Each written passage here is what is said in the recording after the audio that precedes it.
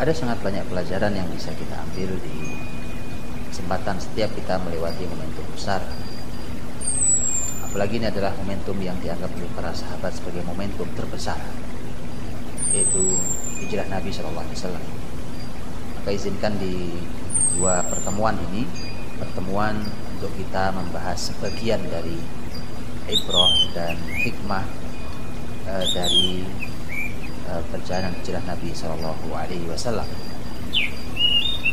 Hari itu tanggal 26 bulan Safar tahun 14 kenabian. Kalau dihitung dari Baiat Aqobah yang kedua, maka itu berjarak kurang lebih 2,5 bulan.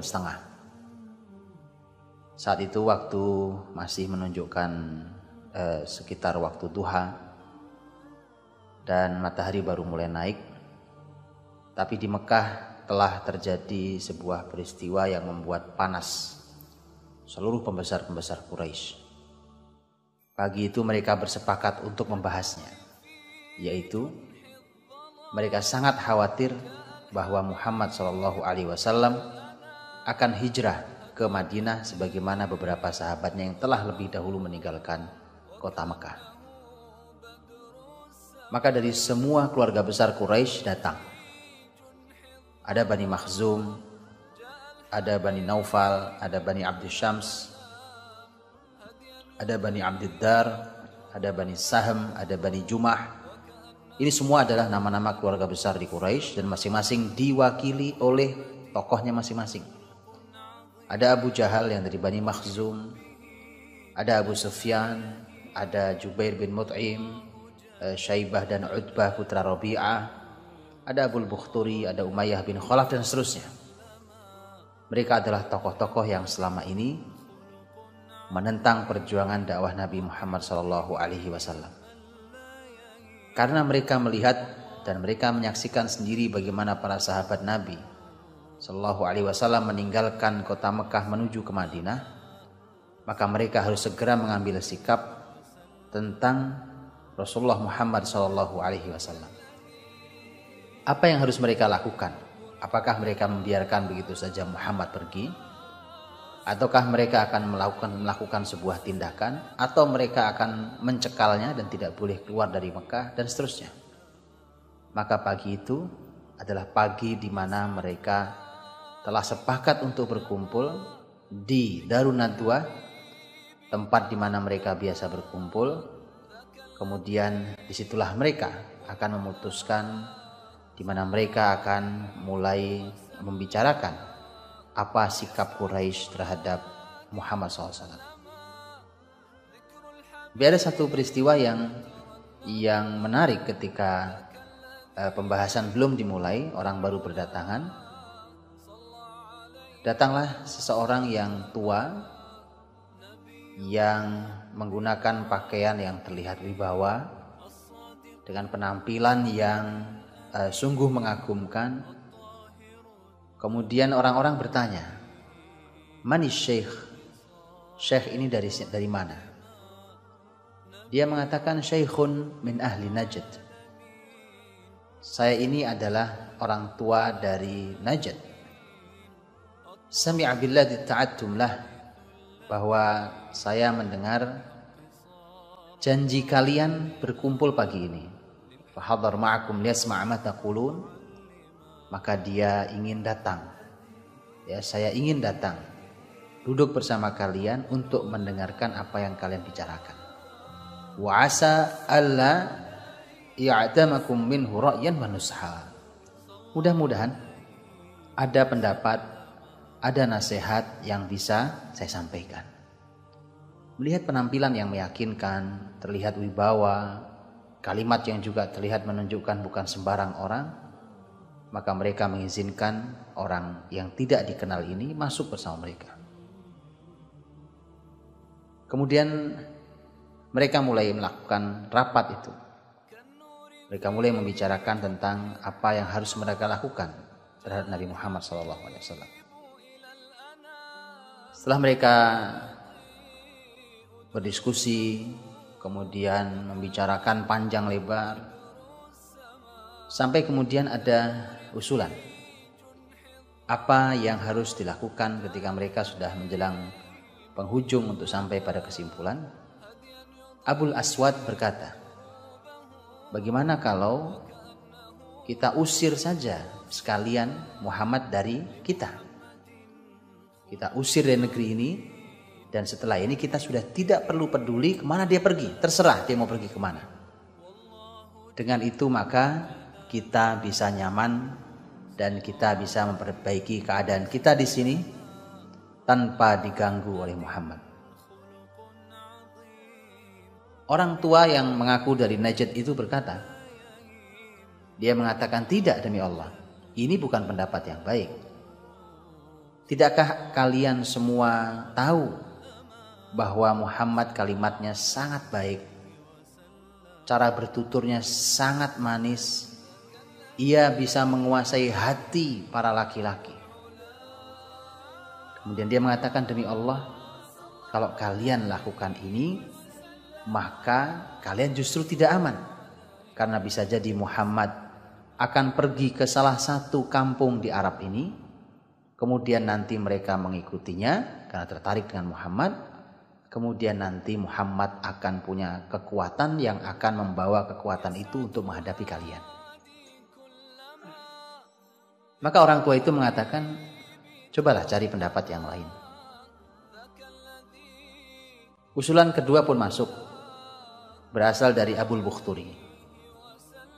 Abul Bukhturi berkata, dia mengatakan, kalau pendapat saya, ikat saja Muhammad dengan rantai, kemudian masukkan ke dalam ruangan, kunci pintunya, kemudian sudah biarkan saja sampai dia mati, atau terserah apa yang menimpa dia. Lagi-lagi orang tua yang dari Najd itu berkata, tidak, demi Allah ini bukan pendapat yang baik, bukan pendapat yang tepat. Karena demi Allah, kalau kalian mengurung Muhammad, maka ia akan bisa lolos dari belakang. Dan setelah itu, kemudian dia akan pergi kepada para sahabatnya, kemudian para sahabatnya akan marah, kemudian setelah itu mereka akan menyerang kalian. Maka dari itu carilah pendapat yang lain. Sudah dua pendapat ditolak. Sampailah gilirannya kepada pendapat pemimpin mereka, yaitu Abu Jahal. Dia berkata, demi Allah, saya memiliki pendapat yang saya pikir kalian tidak terfikirkan pendapat ini. Maka mereka bertanya, apa itu pendapatmu wahai Abul Hakam, Abu Jahal? Dia berkata, menurut saya, kita ambil dari setiap kabilah di Quraisy ini satu anak muda yang kuat, kemudian masing-masing anak muda itu kita beri pedang. Kemudian mereka semua mengepung Muhammad SAW. Mereka semua mengepung Muhammad, kemudian mereka semua mencoba untuk memukul dengan pedang mereka hingga mereka mampu membunuh Muhammad. Dengan itu maka kita akan beristirahat karena Muhammad telah mati, dan kalau keluarga besarnya menuntut, maka darah Muhammad telah rata di semua kabilah. Artinya dia tidak bisa menuntut. Bani Abdi Manaf tidak mungkin memerangi semua itu. Bani Hashim tidak mungkin memerangi semua suku yang ada. Orang tua yang dari Najd itu berkata, ini baru baik, ini baru perkataan yang menarik, ini baru usulan. Dan menurut saya tidak ada usulan yang bisa diterima kecuali usulan ini. Dan kemudian rapat itu ditutup dengan sepakat pada pendapat Abu Jahal yang diamini oleh orang tua dari Najd. Anda tahu siapa orang tua dari Najd itu? Orang tua dari Najd itu adalah iblis. Iblis langsung yang datang. Dia mengubah dirinya menyerupai manusia, orang tua yang berwibawa dari Najd. Kemudian dia ikut di dalam menentukan dan memutuskan rapat Quraisy yang membahas tentang bagaimana mereka bersikap terhadap hijrah Muhammad SAW. Ajaibnya adalah rapat ini berakhir pada pendapat Abu Jahal, orang yang paling zalim, paling kafir. Nabi menyebutnya sebagai Fir'aunnya umat ini, yang diamini oleh iblis. Pantas Allah Subhanahu wa ta'ala berfirman dalam Al-Quranul Karim. Allah Subhanahu wa ta'ala berfirman,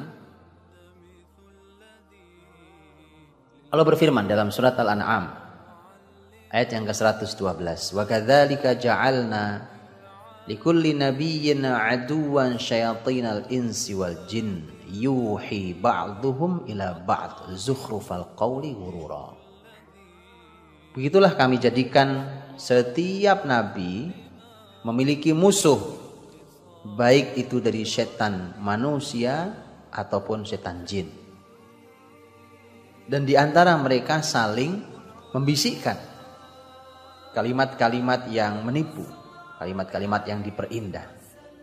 Mereka saling membantu, mereka saling memberikan usulan, dan ini tepat. Ini adalah gabungan antara setan manusia yang diwakili oleh pemimpin tertinggi mereka yaitu Abu Jahal, dan setan jin yang langsung juga dipimpin, yang langsung datang adalah pemimpin seluruh setan yaitu iblis. Maka ini adalah gabungan dua tokoh kekafiran terbesar. Dan disinilah justru pelajarannya buat kita semuanya, bahwa ternyata hijrah itu memang sesuatu yang sangat besar.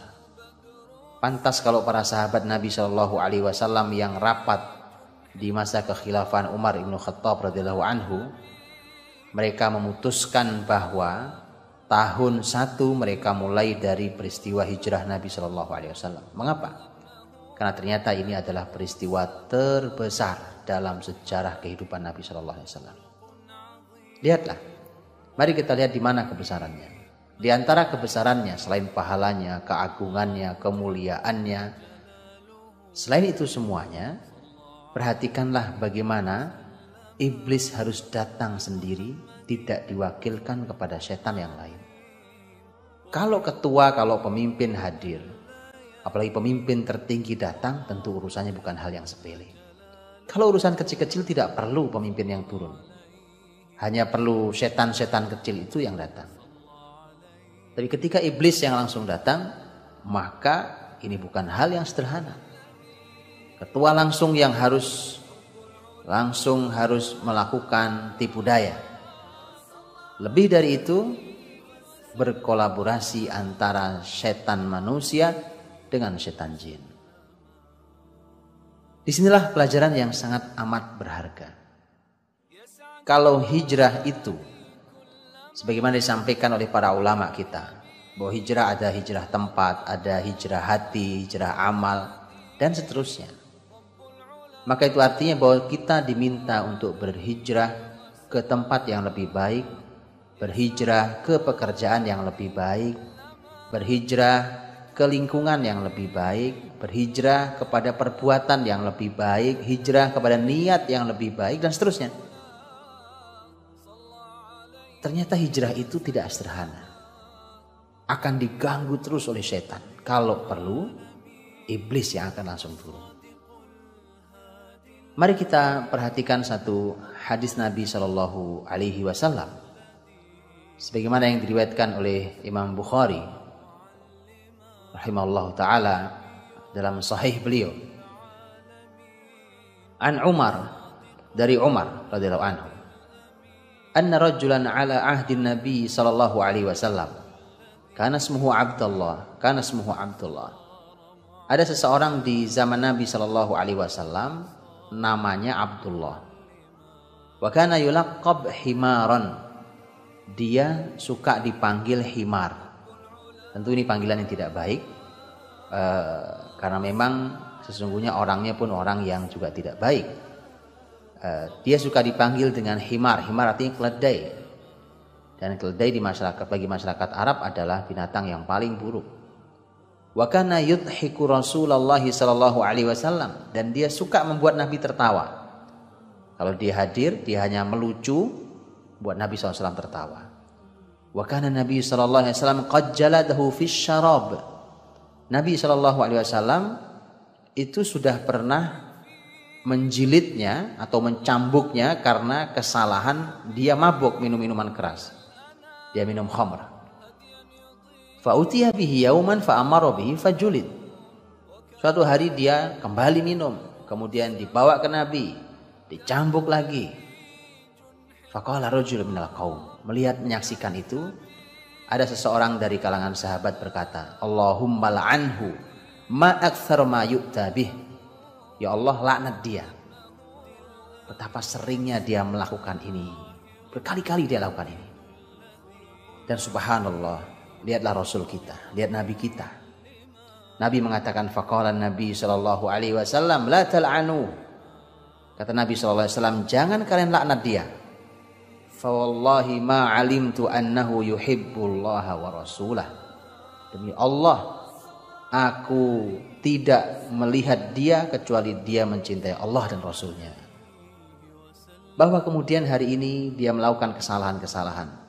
Tapi Nabi SAW menyampaikan bahwa dia adalah orang yang mencintai Allah dan Rasulnya.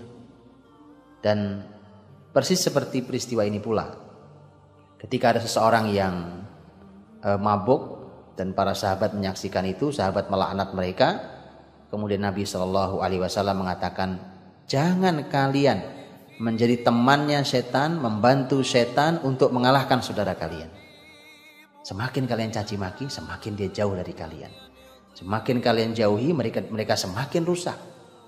Maka dari itu jangan lakukan itu, karena artinya setan semakin senang, karena setan semakin menang. Dia kuasai saudara kita.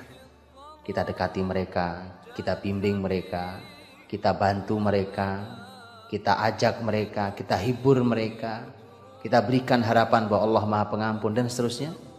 Dengan itu mudah-mudahan setan segera pergi, dan dengan itu dia akan segera kembali mendapatkan hidayah Allah Subhanahu wa taala. Mengingat bahwa hijrah memerlukan kekuatan yang tidak sederhana, terkadang iblis pun hadir untuk menghalangi itu. Maka diperlukan kerjasama yang baik sesama saudara, diperlukan kerjasama yang baik sama orang-orang beriman, yang satu membantu yang lain, yang satu mendukung saudaranya yang hendak hijrah ke tempat dan kepada hati serta kebiasaan dan amal yang mulia. Wallahu a'lam bishawab. Tabiru ya bil absar. Ambillah pelajaran oleh orang-orang yang punya pikiran. Assalamualaikum warahmatullahi wabarakatuh.